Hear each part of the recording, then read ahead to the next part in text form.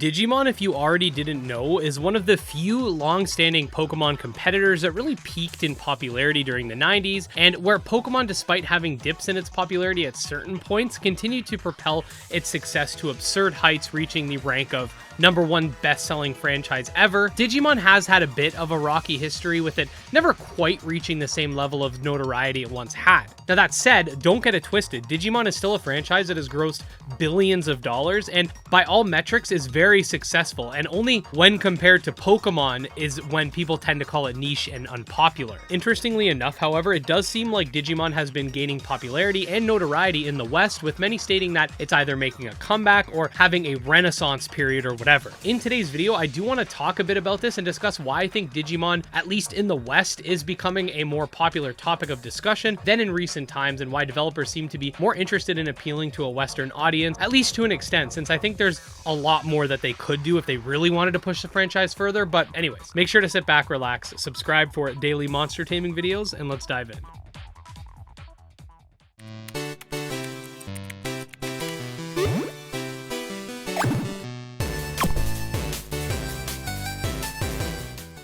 Okay, so firstly, let's get one thing out of the way. While Digimon is experiencing an increase in notoriety in the West, which you can see begins in 2019, it is not at the same level that it once was in earlier times like 2004 and slightly more recently in 2010, at least according to Google Trends. Unfortunately, this only goes back to 2004, but my best guess is that if we could see the late 90s, then it would be even more popular, since that was sort of like the peak of Digimania, if you will. Now, it's also important to note that Digimon Survive released this year, and this specific chart only shows up to January 1st of this year. Here you can see a smaller 5-year view that shows Digimon Survive was the biggest peak of the last 60-month period. Again, remember, these charts are relative and not one-to-one in terms of number of searches or anything like that. So while the 5-year chart seems to show a massive drop-off after Digimon Survive, we can also see that in 2004 to present, it has been on an upward trend since 2019. That said, we're still definitely seeing an uptick we haven't really seen since 2016 when Digimon Story Cyber Sleuth released, which was followed by a downtick, which is to be expected. But if we look at Japan,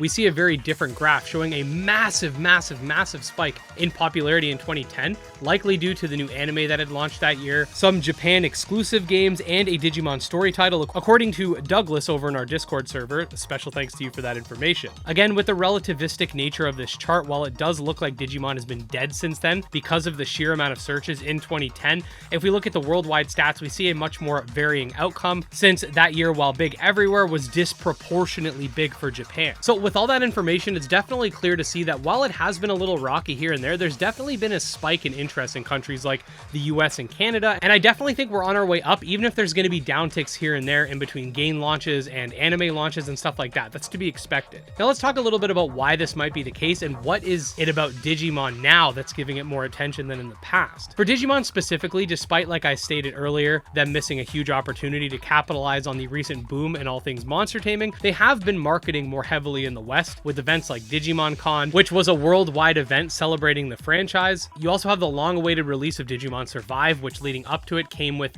the usual anticipation and discussion, despite at times news being quiet. A lot of people have been dabbling back in the card games, and finally there's the aforementioned big boom in the monster taming genre, in part perpetuated by an ever-growing Pokemon fan base that's either looking for alternatives or supplements to Pokemon. Regardless of what you think of the whole Gen 8 Sword and Shield controversy, in many ways, as I've stated in the past, it sort of opened up Pandora's box in that many new monster taming experiences, both like and unlike Pokemon, started to receive more attention, and even in the post-controversy world, these new fans have spread the word, and even more people are playing these games, sort of creating a snowball effect. Both Pokemon detractors and fans alike are enjoying monster taming experiences, and it just follows logically that where better to look for a non-Pokemon monster taming franchise than what was essentially Pokemon's biggest competitor at one point. Either way, it does seem that Digimon has become privy to this, as we're now seeing that there are, quote, multiple Digimon games in the works, and it looks like they're putting more effort into porting older Digimon games to newer hardware, so hopefully the future of Digimon games is abundant, especially in the West. This all goes back to the whole Japan not localizing certain games, and much like with other titles we've discussed in the past, if Digimon games do well enough, it'll increase the chances that other franchises like Dragon Quest Monsters, Yokai Watch, etc. will make a return to the West, and maybe even some dormant franchises will rise again. All that said, just a quick discussion topic that I thought was rather interesting, but let me know what you guys think down below.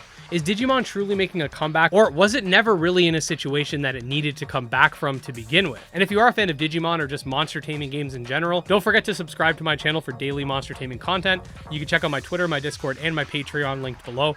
Special thanks to the patrons, especially Jim Hamilton, Drow Ghost, Dark Persona, and Exodus, and we'll see you guys next time. Peace.